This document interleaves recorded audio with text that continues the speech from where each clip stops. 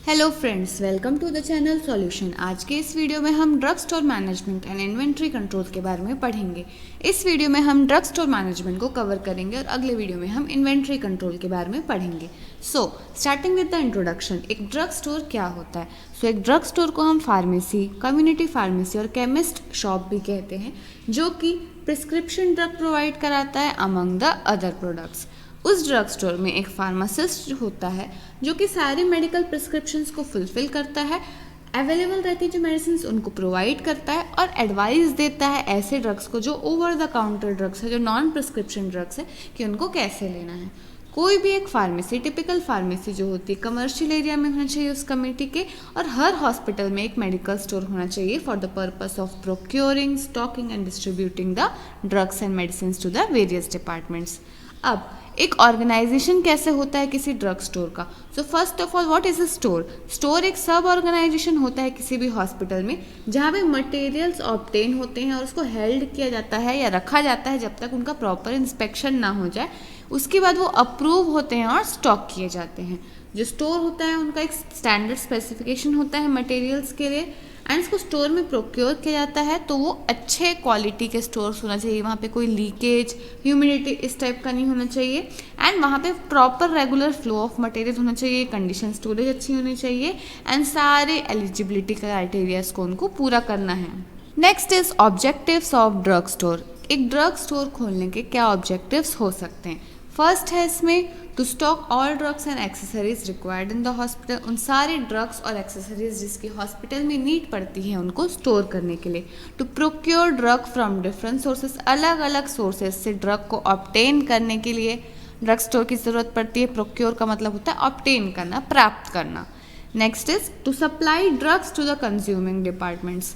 उस drug store से ही अलग अलग डिपार्टमेंट में ड्रग्स सप्लाई होती है। To store drugs required in research work, ऐसे रिसर्च वर्क जिसमें ड्रग्स के रिक्वायरमेंट होती है तो उन ड्रग्स को ड्रग स्टोर में स्टोर किया जाता है। Next, to preserve the records of receipt and issue of drugs. कौन कौन से ड्रग्स इशू हुए हैं, कौन से ड्रग्स आए हैं, इन सब चीज़ों का रिसिप्ट और इशू या लॉग रजिस्टर बना के रखने के लिए।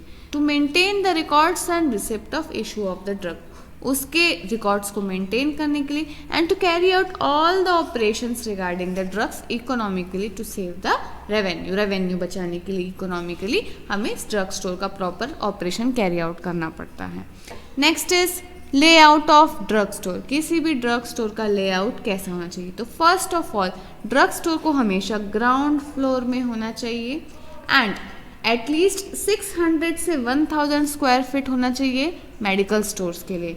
उसमें एडिक्वेट स्टोरेज फैसिलिटीज़ होना चाहिए जिसमें जो ड्रग्स और केमिकल्स हैं वो आराम से आ सके, एंड वो मॉइस्चर और हीट की वजह से ख़राब ना हो, डिटोरिएट ना हो, इतना उसमें प्रॉपर रूम में अरेंजमेंट होना चाहिए कि कोई उसमें ह्यूमिडिटी ना हो, हीट ना हो, मॉइस्चर ना हो, और प्रॉपरली सारे सामान रखे रहें और वो ख़राब ना हो। कोई भी आइडियल स्टोर में 2 एंट्रेंस होना चाहिए, एक रिसीव करने के लिए आर्टिकल्स को और दूसरा इशू करने के लिए आर्टिकल्स को। उसके अलावा रैक्स होती हैं जिसमें मटेरियल्स को रखा जाता है। ये जो रैक्स होती है वो एंगल्ड आयरन की बनी हुई होती है जिसमें पार्टीशंस होते हैं। जो कॉस्टली आइटम्स होते हैं उसको क्लोज्ड बिन्स में रखा जाता है, और हाइट जो होती है वो रैक्स की, वो डिपेंड करती है कि आपके रूम की सीलिंग की हाइट कितनी है, and should be above 2/3 of the height. अगर बहुत सारे प्रोडक्ट्स रखने हैं, लार्ज नंबर ऑफ प्रोडक्ट्स रखने हैं स्टोर में, तो एक डेफिनेट लोकेशन कोड बनाना पड़ता है। उससे क्या होगा, हमको पता रहेगा कि कौन सी चीज़ें कैसे यूज़ हो रही है, तो कौन सी फास्ट मूविंग है, स्लो मूविंग है, किसका बाद में काम है, किसका पहले काम है। उसके हिसाब से हम डेफिनेट लोकेशन कोड बना लेंगे तो हमारे लिए ईजी हो जाएगा सब्सटेंसेस को या मटेरियल्स को वहाँ पर से निकाल के लाना। जैसे कि FSN होता है, fast moving, slow moving and non moving. अगर FSN के हिसाब से हम लोग कोडिंग कर लेंगे तो क्या होगा, ऐसी ड्रग्स जो फास्ट मूविंग है उसको सामने के रैक्स में रखेंगे, जो स्लो मूविंग है उसको बाद के रैक्स में रखेंगे, और जो नॉन मूविंग है उसको लास्ट में रखेंगे। वैसे ही होता है HML, heavy, medium and light. कौन से मटेरियल्स हैवी है उसको एक कॉलम में रखेंगे, जो मीडियम मटेरियल्स है उसको एक कॉलम में, और जो लाइट मटेरियल्स है उसको एक कॉलम में। इस टाइप का लोकेशन कोड हम बना सकते हैं। फास्ट मूविंग को जैसे मैंने कि बताया कि इशू को एग्जिट गेट के पास ज़्यादा पास में रखना चाहिए, और हैवी आइटम्स को नीचे रखना है और लाइट आइटम्स को टॉप में रखना है। Next is types of material stocked.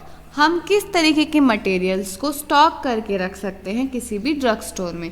सबसे पहले sufficient number of racks provide करवाना है हमको किसी भी ड्रग के और सप्लाईज के स्टोरेज के लिए। कार्बन डाइऑक्साइड फायर एक्सटिंग्विशर होना चाहिए वहाँ पे, क्योंकि कई बार क्या होता है बहुत सारी ड्रग्स जो होती हैं उसमें आग भी लग सकती है। एंड कौन कौन से ऐसे मटेरियल्स हैं जो कि हम स्टॉक कर सकते हैं। पहला है इसमें capsule, tablet, liquid dosage form and injection.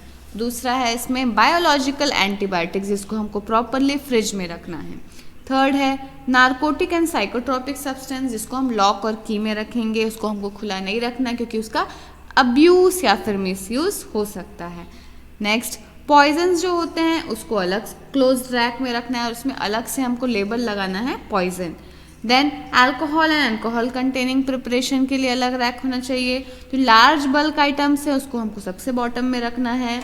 Then vaccines and other thermolabile drugs are required to be stored in the cold storage जिसका टेम्परेचर 2 से 10 डिग्री होना चाहिए। Then antibiotics, vitamin, liver preparation इसको भी कूल टेम्परेचर में रखना है 15 to 20 degree Celsius. And last to avoid the pilferage of the costly drugs, जो शेड्यूल एक्स के ड्रग्स होते हैं, जो साइकोट्रोपिक ड्रग्स होते हैं, उसको भी हमको लॉक एंड की के अंदर ही रखना है। Next is storage conditions. Storage conditions कैसी होनी चाहिए। फर्स्ट है इसमें कोल्ड स्टोरेज। अगर हमने कह रहे हैं कोल्ड स्टोरेज तो कोल्ड स्टोरेज का मतलब होता है कि 2 से 8 डिग्री सेल्सियस। अगर किसी ड्रग को कोल्ड स्टोरेज में रखना है मीन्स उसका टेम्परेचर 2 to 8 डिग्री सेल्सियस होना चाहिए।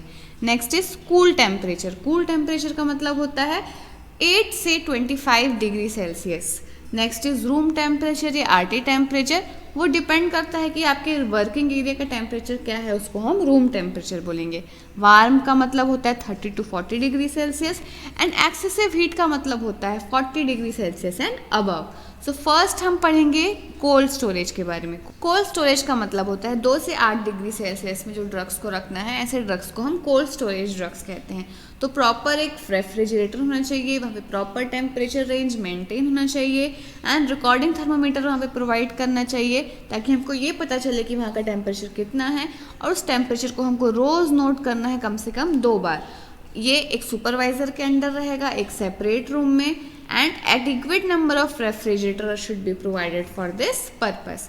जो मेंटेनेंस होगा इस रेफ्रिजरेटर का वो रिस्पॉन्सिबिलिटी किसकी होगी, सुपरवाइजर की होगी। ऐसे ड्रग्स जैसे कि insulin, sera, whole human blood, frozen plasma, thromboplastin, oxytocin, ये सारे जो वैक्सीन्स होते हैं इनको फ्रीज करना अलाउड नहीं है। जो चीफ फार्मासिस्ट होता है वो चेक करेगा कि इनको उनके प्रॉपर प्रिस्क्राइब स्टोरेज कंडीशन में रखा गया है या नहीं रखा गया है। Next is storage at cool temperature. अगर हमको कूल टेम्परेचर में स्टोर करना है that is 8 to 25 degree Celsius. तो ऐसे ड्रग्स जैसे कि एंटीबायोटिक्स, विटामिन, लिवर प्रिपरेशन, इनको कूल टेम्परेचर में रखा जाता है एंड इसका जो रूम स्पेस रहता है वो एडिक्वेट रहता है considering the maximum stock of the drugs. And जो चीफ फार्मासिस्ट रहता है उसको ये इंश्योर करना है कि कोई ड्रग फॉलिंग ना हो इस कैटेगरी में एंड कौन कौन से ऐसे ड्रग्स हैं जो हम कूल टेम्परेचर में रखते हैं। और ये जो रजिस्टर मेंटेन होता है वो एक चीफ फार्मासिस्ट बनाता है। What are the drugs. पहला ड्रग्स जो है उसमें दिया गया है हमको कोल्ड स्टोरेज के बारे में, sera, vaccine, whole human blood, concentrated human red blood cells. Then list B consist of drug that are required to store in cool temperature, जैसे कि एंटीबायोटिक्स हो गया, crystalline penicillin, potassium phenoxymethyl penicillin, benzathine penicillin etcetera. Next is arsenicals, blood preparations, hormone preparations, vitamin preparations. यहाँ कुछ example दिए गए हैं आपके आर्सेनिकल्स के, ब्लड प्रिपरेशन के, हार्मोन प्रिपरेशन के, विटामिन प्रिपरेशन के, जैसे कि neo आर्सफेनिमिन injection, sulpharsphenamine injection, tryparsamide injection, blood preparation such as dried plasma, human fibrin foam, human fibrinogen, human serum dried form में, ह्यूमन थ्रोम्बिन एक्सेट्रा। हार्मोन्स में होता है corticotropin, betamethasone sodium phosphate, chronic gonadotrophin, prednisolone, oxytocin etcetera. Vitamin में अलग अलग preparations दी गई हैं, vitamin A, B1, B2, B6, vitamin C, D, vitamin B complex का elixir injection, vitamin K injections और प्रिपरेशन एक्सेट्रा। अदर्स में आ जाएगा dextran, dextran sulphate, dextrose, dextrose and sodium injection and heparin injection. So friends, this is all for today's video. अगले video में हम purchase और inventory control के बारे में पढ़ेंगे।